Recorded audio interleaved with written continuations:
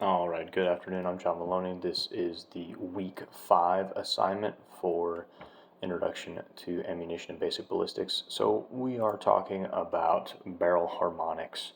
So what exactly are barrel harmonics? Well, in layman's terms, they're vibrations, to put it very simply.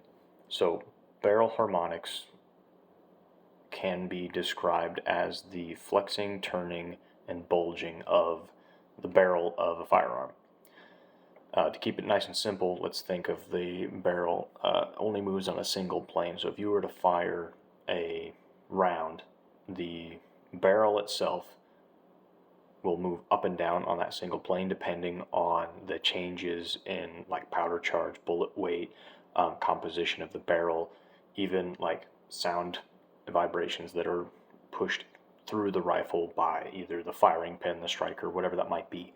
All of these different factors are going to change the barrel harmonics and the vibrations for this barrel.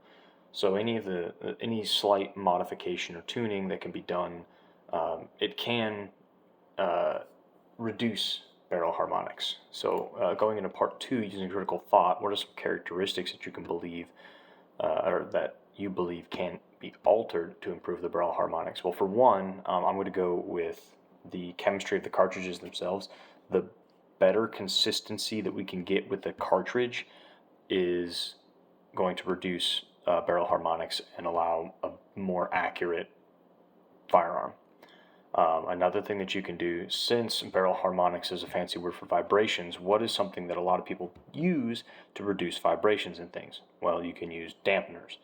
And I believe that if you find a dampener that can be used on your rifle, that would assist with barrel harmonics. And with my outside research that I've done, I went to the longrangehunting.com, and according to them, it's just a form, but through the form I found that Browning has the Browning Boss system, and it works in spades.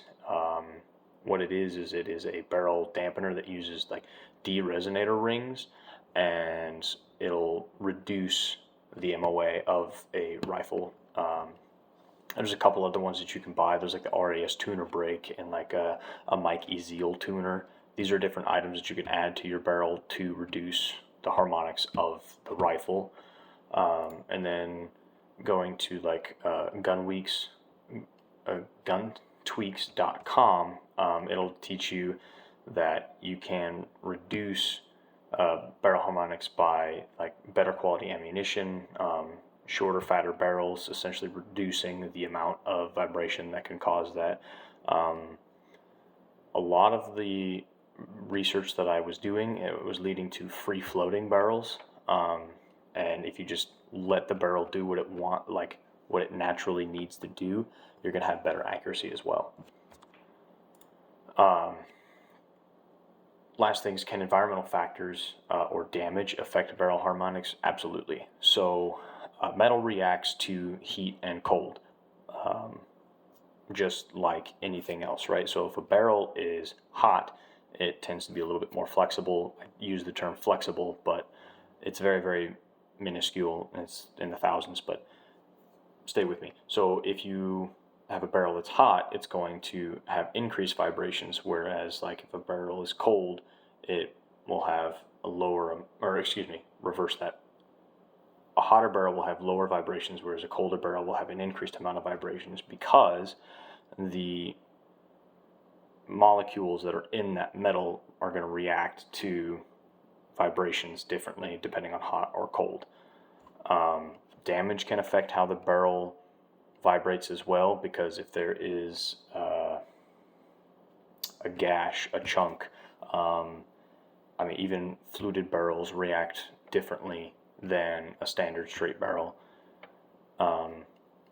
And what will happen with those is if you have damage to your barrel, it's going to be inconsistent when you use it.